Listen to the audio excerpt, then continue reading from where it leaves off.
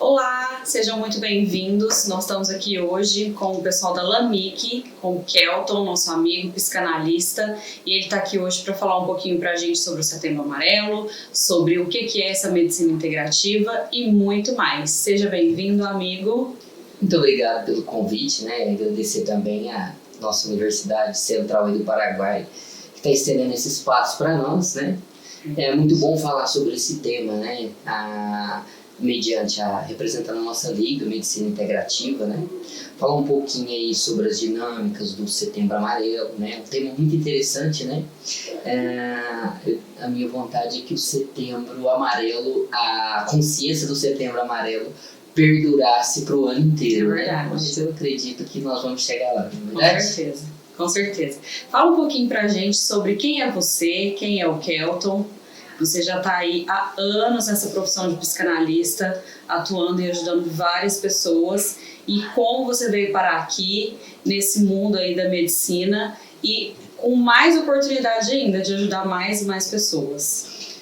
A minha história, na verdade, quando eu vou conversar com alguns amigos, eu costumo brincar e rir um pouco, porque o que eu tenho de bagagem de história parece a história de uma pessoa de 50 anos já, né? Mas, na verdade, é que eu venho de família humilde, né? E a minha base, a minha construção é bastante interessante. Ainda vai render boas páginas de um livro, né? Porque na minha construção como pessoa, como profissional, eu venho da área da construção civil, para você ter uma ideia, né? É mesmo? Só que o meu sonho, a minha predisposição, ela sempre já foi trabalhar com pessoas, ouvir pessoas, né? Essa empatia de entender o outro, né? Na minha idade escolar, depois mais um pouco, as pessoas me procuravam, né? Eu sempre era aquele amigo que a pessoa gostava de ouvir um conselho, um né? bom ouvinte. Exatamente, e algo que eu acho interessante, desde as pessoas da minha faixa etária a pessoas mais velhas, desde sempre tinha muita confiança em se abrir, em conversar comigo, né?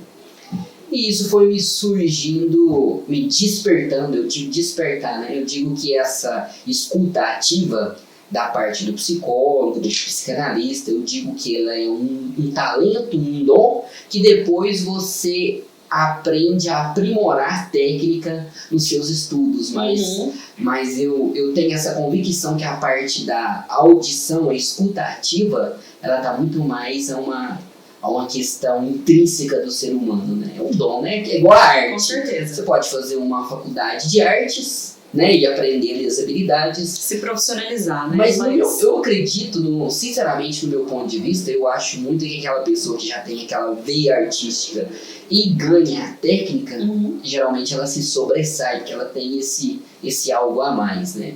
Então eu me enxergo dessa forma dentro dessa área. Então eu trabalhava na construção civil, eu era da área, eu era vidraceiro, sou vidraceiro de profissão, né? Olha que coisa interessante, né? E trabalhava com a parte da vidraçaria e estudava, fazia os meus cursos, fazia a minha especialização aí na área da psicanálise, né? Na área da saúde mental. Me formei como psicanalista, me aprofundei aí na parte da neurolinguística também, que é uma área que eu atuo bastante. E lá atrás, lá em 2016, 2017, né, começa a minha trajetória nessa área. O interessante é que nesse meio tempo que eu fui trabalhando, eu fui desenvolvendo, fui aprimorando.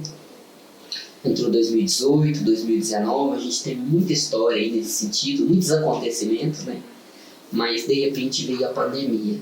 E a pandemia ela foi um divisor de águas, eu acho que da humanidade de uma forma geral. Com certeza. Eu costumo dizer que grandes acontecimentos viram referências de épocas, não é assim? Sim, é o antes e o depois, né?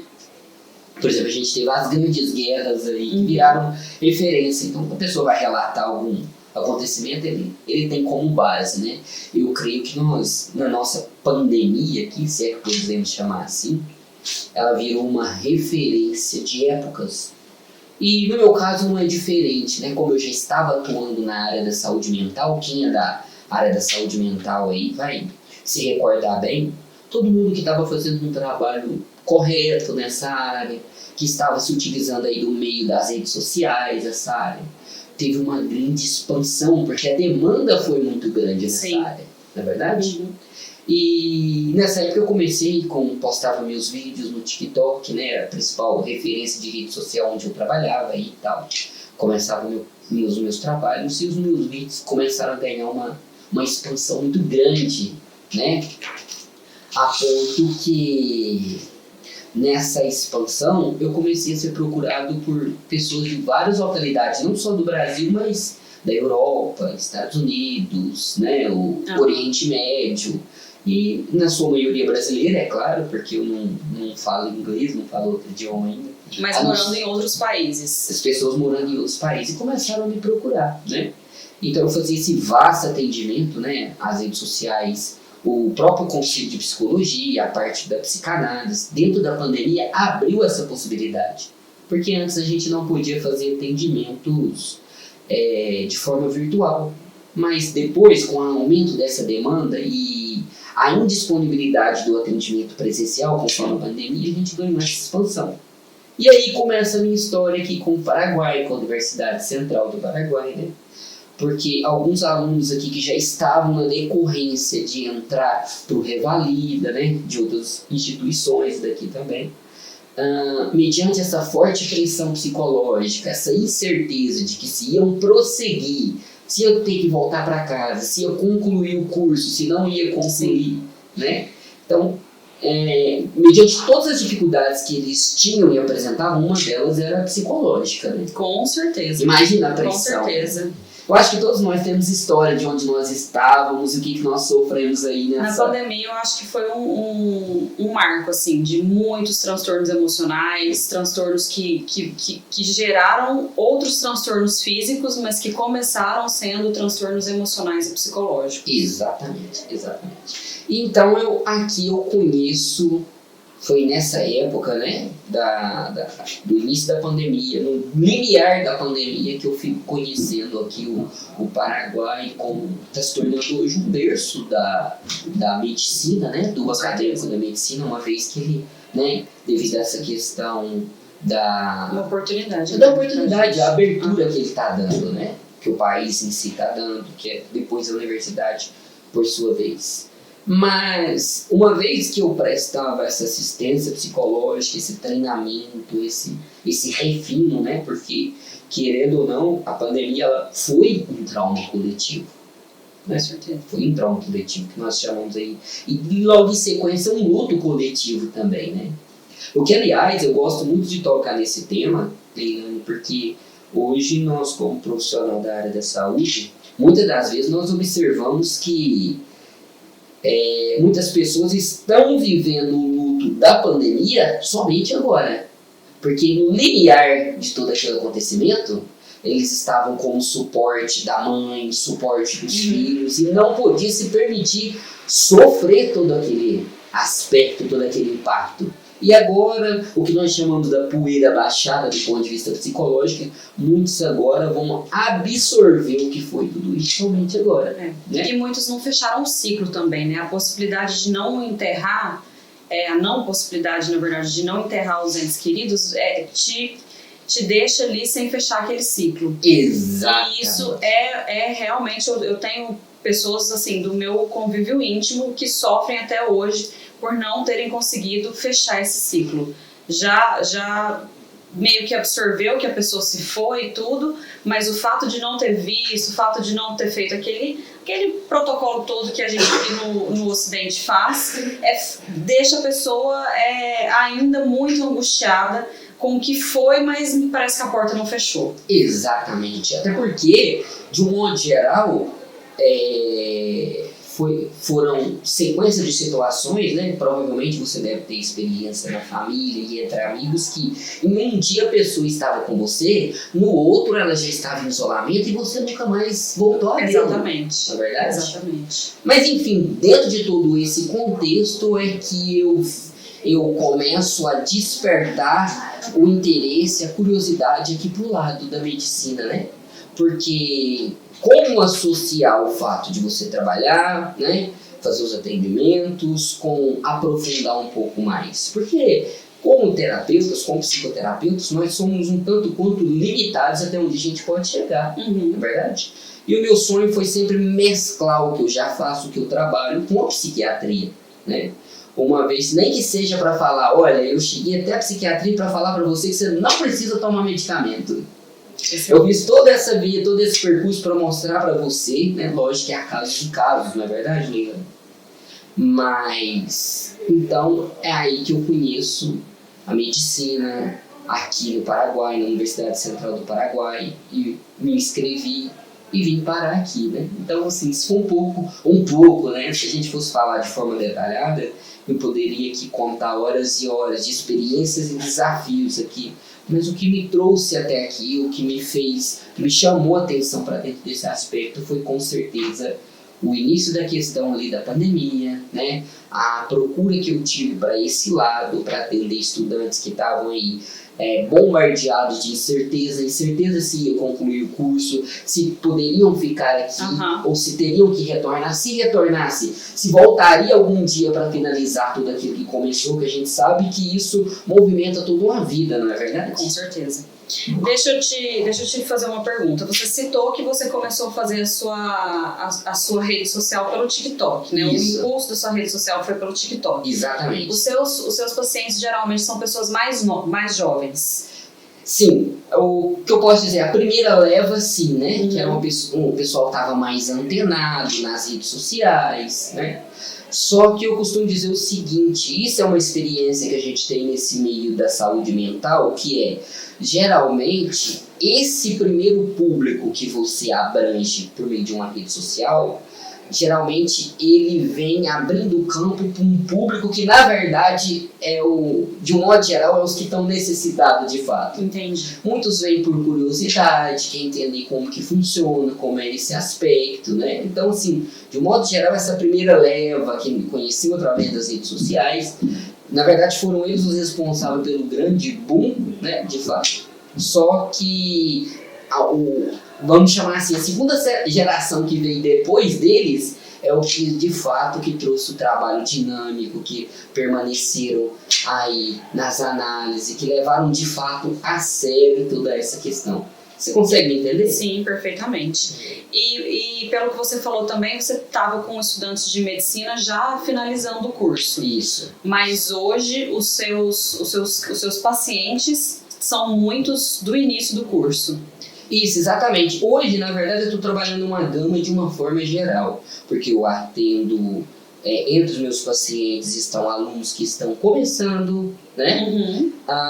Pessoas que já estão no decorrer do processo, meados. Eu já tenho alunos ainda que estão no aguardo aí de todo esse processo da revalidação. Tem alunos que já foram graduados, doutores, e já estão atendendo pacientes, aliás, né? E atendo alguns doutores e professores na universidade também. Então, eu costumo dizer, Leilane, que nós da área da saúde mental, né, e eu como estudante de medicina também, eu tenho um laboratório gratuito. Eu gosto de chamar assim. Por quê?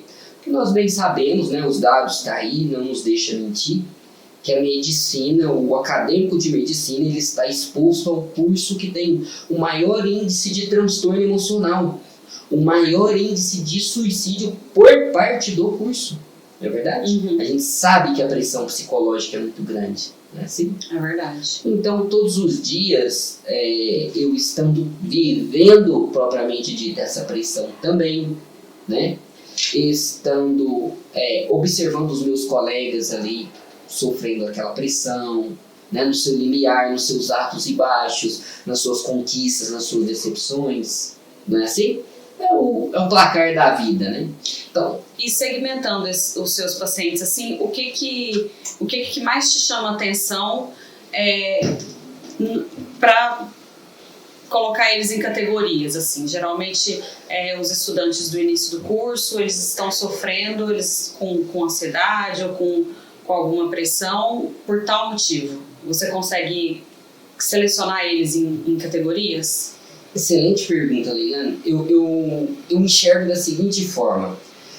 A categoria que eu posso trazer é a seguinte. Existe uma categoria dos que estão aqui, e eles têm uma base familiar. E, consequentemente, quando você tem uma base familiar, você já ganha aí nesse combo uma base psicológica forte. Né? Assim, famílias fortes, psicológicos estruturados. De um modo geral, é claro. Nós sabemos que no decorrer da vida pode ter aí alguns intempéries, alguns obstáculos que pode mudar um pouquinho esse percurso.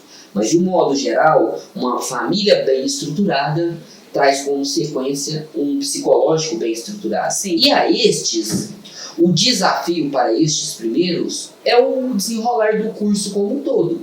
E aí nós vamos observar dois acontecimentos. O primeiro é, como eles já têm uma base forte psicológica, porque tiveram uma boa estrutura familiar, esses primeiros eles vão sofrer logicamente o impacto do início do curso, mudança do ritmo, a cobrança do estudo, Sim. né? Semana de prova, uma prova atrás da outra. Então, assim, se adaptam com mais facilidade, mas não é que não sofrem. Eles sofrem, mas têm uma melhor capacidade de adaptação.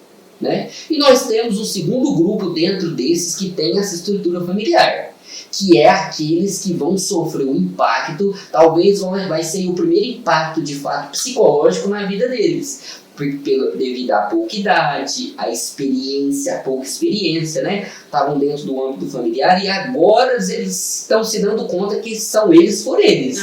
Se eles não estudarem, se eles não correrem atrás, por mais que vieram de uma base familiar, agora é a vez deles mostrar serviço. E quando você conclui que o destino da sua vida, o barquinho da sua vida está nas suas mãos, não é fácil. O peso é maior. Com certeza. Né? Então esses vão ter um sofrimento, sim, que talvez há necessidade aí de uma ajuda, de uma escuta amiga nesse sentido. Por quê? Porque eles estão sofrendo esse impacto. Né? É uma experiência nova. E tudo aquilo que é novo, Leilane, independente de ser algo positivo ou negativo, se é novo, se é mudança, não é bem recebido pelo nosso cérebro, pela nossa mente.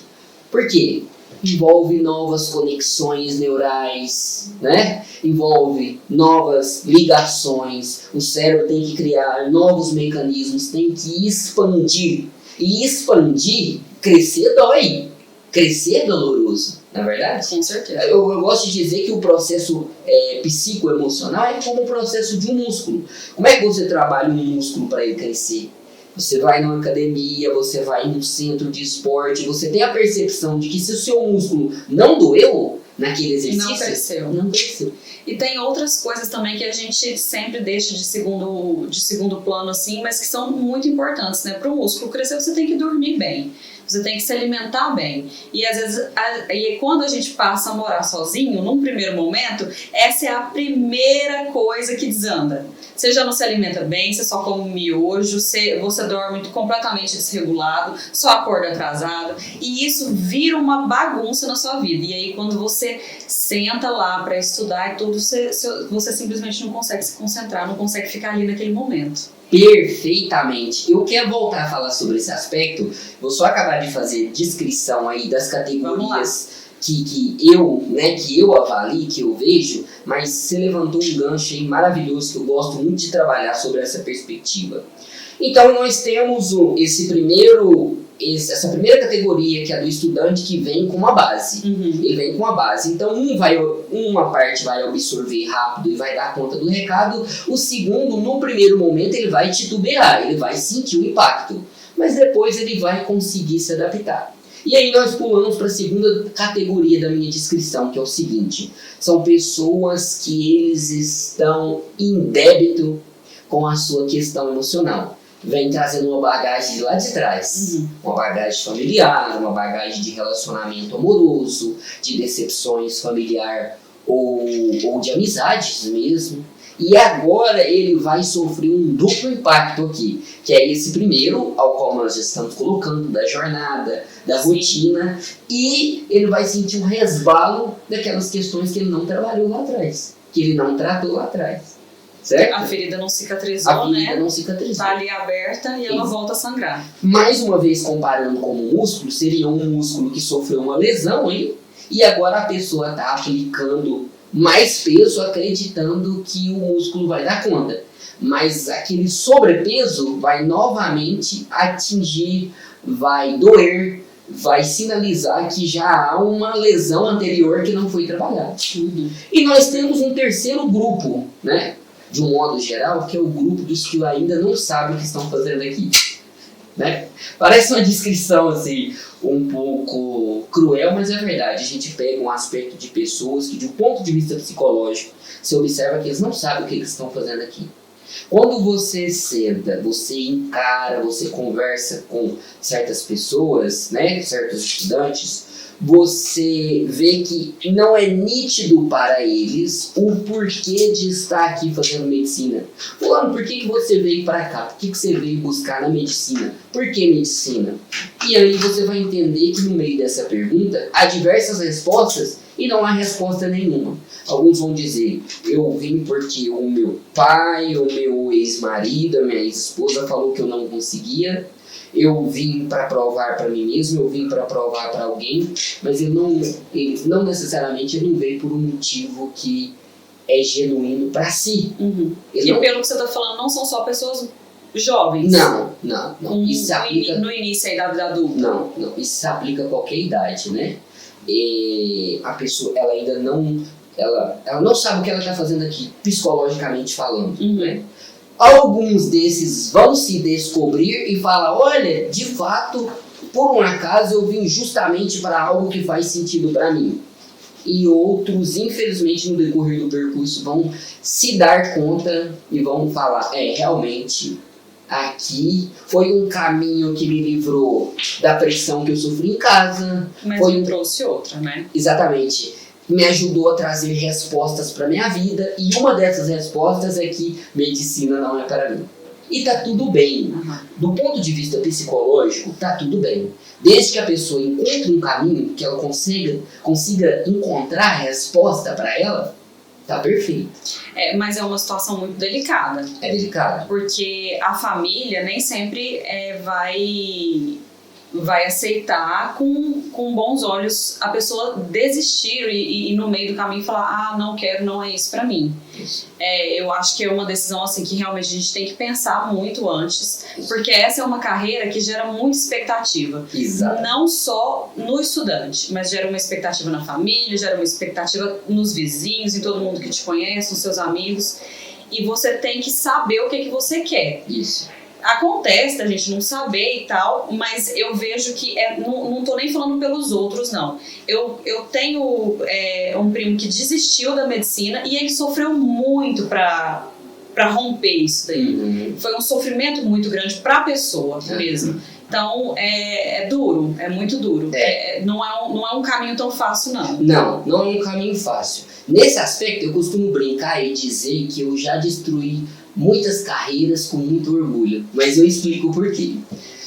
Dentro desse processo de se encontrar aquilo que faz real valor para si, quando você se propõe a um sacrifício do tamanho que é o percurso do acadêmico de medicina, e eu chamo de sacrifício, com certeza, né? A começar pelo tempo, são 6 anos, a começar pela estrutura, pelo dia, né? Pelo quantas horas no decorrer do dia, isso vai te ser cobrado. A pressão psicológica, se isso não tem um real significado para você, se isso é só para você mostrar para sua mãe, pro seu ex que você podia, que você dava conta, lá na frente você vai ver que esse sacrifício não valeu a pena. E infelizmente vai ter pessoas que vai se dar conta disso só depois de viver todo esse processo. Então, aqui eu não estou falando só do aspecto da medicina, mas eu trabalhei com doutores, médicos, trabalhei com advogados, trabalhei com outras profissões em que eu ajudei essa pessoa a encerrar sua carreira com muito orgulho, porque estava todo mundo feliz ao redor dele. Os pais estavam felizes, o marido ou a esposa estavam felizes, os filhos estavam felizes, mas ele estava carregando uma carga triplicada, porque se colocou à disposição de algo que não era para ele. Era para os familiares, não era para ele, né? E eu costumo dizer que você quer saber se de fato o seu sonho é aquilo que você deve correr atrás, se é de fato o seu sonho, pergunte-se o quanto sacrifício você está disposto a fazer por aquilo que você acredita ser seu sonho. Eu vou repetir. Quanto sacrifício você está disposto a fazer por aquilo que você acredita ser o seu sonho? né? Porque se de fato é algo que faz sentido na sua vida, se de fato é algo que toca o seu coração, que conversa com a sua criança interior, você não vai medir esforço, entende? Sim. Você vai dedicar toda uma vida nesse percurso. E as perdas, as dores no decorrer desse processo, que faz parte do percurso, Vão ficando mais leves. fica mais leve. Entende? Agora, o contrário também é verdade. Quando você está percorrendo um caminho que não tem a ver com você, que não conversa, qualquer obstáculo ganha o dobro de tamanho. Qualquer pedra ganha o dobro de peso. Né? Por isso que eu costumo brincar. Eu destruí muitas carreiras com muito orgulho. Muito bem. Muito bem, isso aí. Faz sentido ver desse Faz ponto de sentido, vista? faz sentido. Eu acredito que quanto mais a gente investir no autoconhecimento mais jovem, melhor é para a pessoa. Não importa a frustração dos familiares, tudo, a vida é um direito de cada um e a gente está aqui para ser feliz. Ela é muito curta para a gente viver agradando os outros.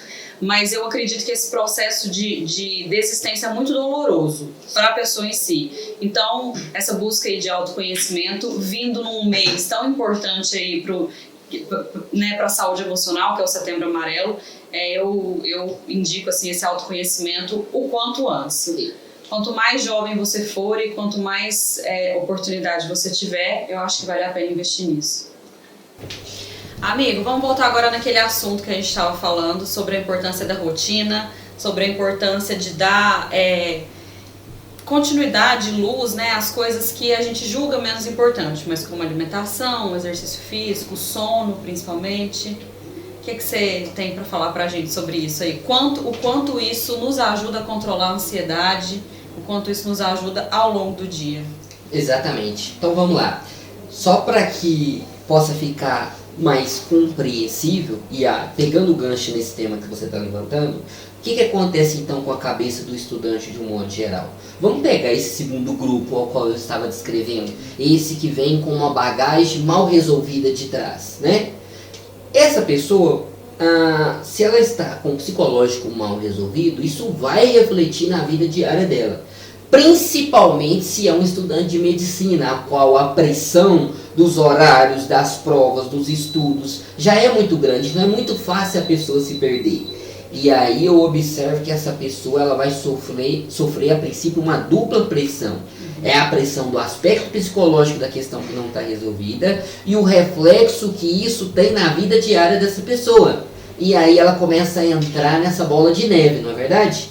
Que ela vai ter dificuldade para estudar, aí ela não tem um horário, ela não pratica um exercício físico, ela não tem uma boa alimentação, né? A gente costuma brincar, alimentação simbólica do estudante de medicina, né? Alimentos rápidos, né?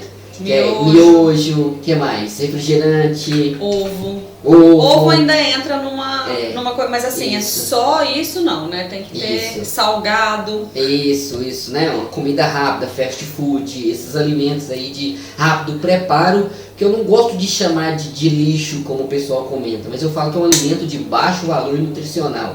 Com não é certeza. Verdade? Então é uma dupla pressão. É a pressão daquele peso do passado que não foi resolvido e do presente que está totalmente desordenado, não é assim? O que acontece com boa parte dos profissionais quando vai trabalhar? Ele oferece apenas um trabalho parcial. Ele fala, não, então eu vou te ajudar a lidar com a carga do passado, mas ignora o que está acontecendo agora nesse exato momento. Aí essa pessoa, esse estudante, esse paciente, ele não vai sentir essa mudança, ele vai achar que está sendo ineficiente. Por quê? Embora talvez as questões do passado estão sendo trabalhadas, mas uma vez que você desconsidera o agora, o organizacional do agora, a pressão continua quase que a mesma, porque ele vai, amanhã eu tenho prova, eu não estudei, eu estou me sentindo derrotado da última prova, mas nem posso viver o sofrimento porque amanhã já tem duas me esperando. Não é assim? Então por isso que eu ofereço esse trabalho multidirecional. Ao mesmo tempo que eu estou trabalhando as questões do passado, né? Essas questões desse déficit onde a pessoa não trabalhou, ela não lidou, não é algo fácil, né? Eu costumo dizer que a terapia ela é dolorosa, a análise ela é dolorosa, mas ela é necessária. Né? Ao mesmo tempo a gente trabalha as questões do habitual, do agora. Peraí, vamos começar a ter um ponto de partida do agora? para você ter uma base, para você se organizar melhor o seu dia, né? Como eu trabalhei muito com grupos de autoajuda e com grupos de terapia, como alcoólicos anônimos, narcóticos anônimos e outras dependências em grupo, ali dentro a gente trabalha uma dinâmica muito interessante que é: você não fala sobre o que aconteceu ontem e não toca sobre o que aconteceu amanhã. Você só vai falar mediante aquilo que você tem domínio, que é o hoje, ou no máximo as últimas 24 horas. Né? Por isso que o tema, geralmente, desses grupos de encontros é só por hoje ou por hoje não. Porque você vai falar sobre aquilo que você tem domínio. Quando você aprende a trabalhar mediante o hoje, lógico que na terapia haverá o momento de você tratar a questão do ontem. Mas quando nós voltamos para a praticidade, nós vamos trabalhar a questão do hoje, do agora, que é o que está no seu controle. Aí eu tiro 2 pesos das suas costas. Eu tiro o peso do amanhã, que você não tem controle do que você vai fazer amanhã. E o de ontem. E o de ontem, né? Porque o de ontem a gente vai resolvendo de forma parcial. Você sabe que eu vi um podcast do Paulo Musi, provavelmente Sim. Você acompanha ele, conhece. Com certeza. E ele estava falando um pouco sobre como se concentrar no presente e a importância do esporte nisso. E eu fui diagnosticada com TDAH, já adulta, já na faculdade de medicina, e isso me atrapalhou a vida inteira. E ele pegou e falou que é um tratamento, o exercício físico é um tratamento indispensável para quem tem esse tipo de transtorno, porque ele te obriga a ficar no agora. Porque na hora que você está com peso nas costas, na hora que você está puxando um ferro, puxando uma carga, você não está pensando no ontem, você não está pensando no amanhã, você não está pensando no nada. É um exercício para o seu cérebro ficar no agora. E de fato mudou a minha rotina de estudo. O meu desempenho no segundo semestre foi muito melhor, porque eu tive uma rotina de esporte mais estabelecida. Eu tinha horário, eu estava conseguindo ir todos os dias. E aí, realmente, quando eu sentava para estudar, eu conseguia ficar com a minha mente, com a minha atenção voltada ali para aquele momento. Que é muito difícil. É muito difícil. Mesmo para quem não tem nenhum tipo de transtorno, a ansiedade dos tempos de hoje, a ansiedade de tudo, da faculdade, de estar em outro país, de estar estudando em outra língua que às vezes você não domina muito bem, essa dificuldade de ficar ali no agora, menino, dá vontade de tudo, dá vontade de ir no banheiro, dá fome toda hora, dá vontade de... Não, vou ficar só 5 minutinhos aqui no Instagram, depois eu volto. E aí esses 5 minutinhos vira 2 horas, 2 horas e 40, e seu dia vai se perdendo. E o esporte me ajudou muito a ficar no agora, a estabelecer uma conexão mais profunda com o presente. Exatamente. Então e falando sobre... Como você, no seu caso, você está mencionando, né, o esporte te ajudou muito nessa concentração.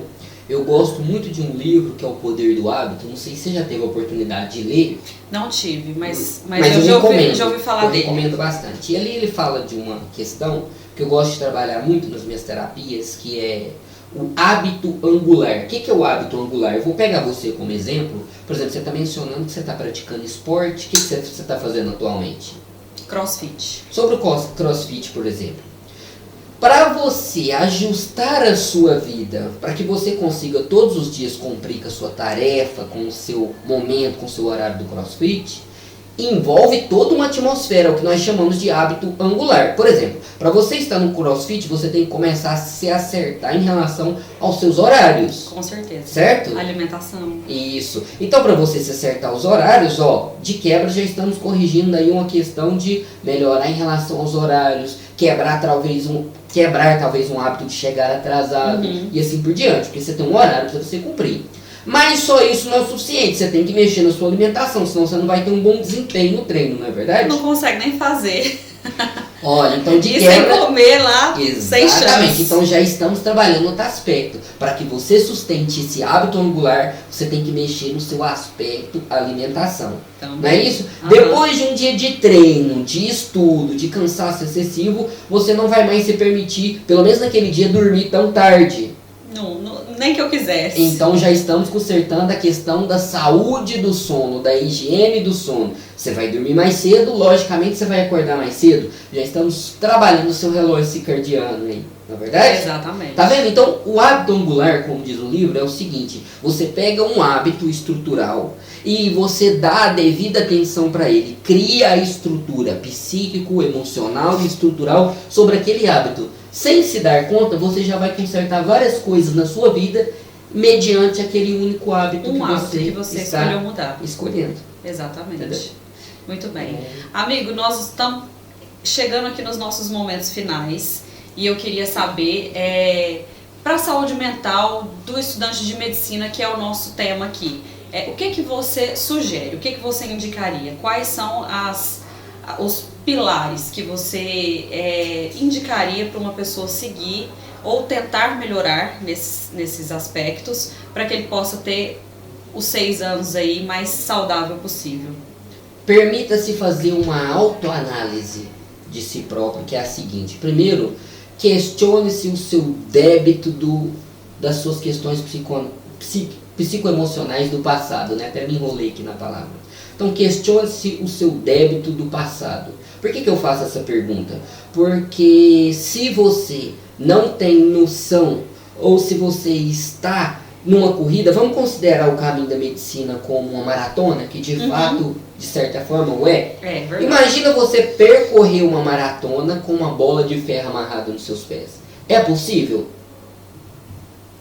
Depende do quanto de peso essa bola mas vai ficar muito mais difícil, Fica muito mais difícil. Mesmo que você consiga, é muito mais difícil. Então, tratar as questões do passado vai te fazer correr uma corrida de forma justa, igualitária como os seus demais. Na verdade, você vai se desvencilhar dessa bola presa aos seus pés e agora vai ter mais preparo para permanecer correndo, não é? Então, revisite com você mesmo as questões do seu passado. Se você perceber que você está bem resolvido em relação ao seu passado, agora avalie o seu agora. Como é que eu avalio o meu agora? Olha o organizacional do seu dia, né? Como é que você está dando conta de lidar com o seu dia, né? Não ter expectativas irrealistas. É lógico que nós precisamos ter bons mestres. Eu digo que nós, como seres humanos, todos nós somos influenciáveis, né? Somos influenciados, a música que você escuta te influencia, o ambiente que você está te influencia, seus amigos te influenciam. Ora, se tudo ao meu redor está para me influenciar, então, das duas umas, eu não posso abrir mão do ambiente, do mundo ao qual estou.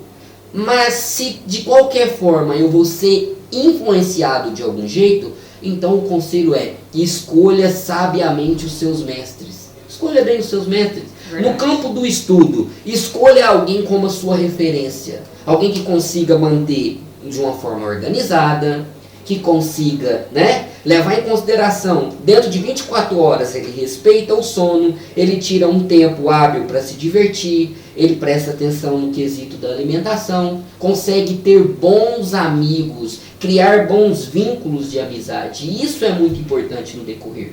Usa essa pessoa, certeza, né? Com certeza. Usa essa pessoa como seu mestre ali, como seu exemplo. Eu falo para as minhas amigas assim, quando a gente fechou um ano de medicina, eu até as agradeci, porque elas viram a minha família aqui, elas são a minha família aqui. Exatamente. E a amizade que a gente faz ali na sala ou em outros meios, acaba que a gente vira uma grande família, que é o nosso suporte. A nossa família e o nosso suporte não necessariamente tem que significar a família de sangue, né? A gente escolhe uma outra família ao longo da jornada, que ajuda a te dividir o peso da jornada.